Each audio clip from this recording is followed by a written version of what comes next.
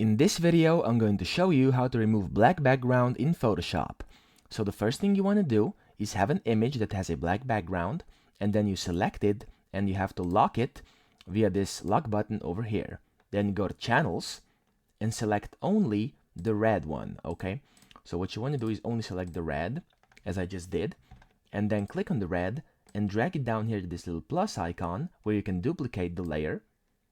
And then when you have a duplicated layer, you just simply click on it and press Ctrl L, which will open up this levels panel over here. And you drag this little button over here to the left, so not too much because it's gonna look weird, but just somewhere in the middle. As you can see, you cannot see those shadows behind it anymore. Usually a little less than 2 is fine, just like this. There we go.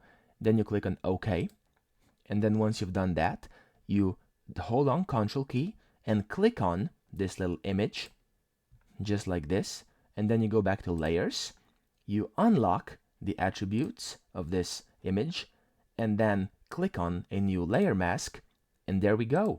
You've successfully cut out your image and deleted the black background. Now, as you can see, I can copy it and paste it again, and it's fully transparent background, and you can use this image however you want to.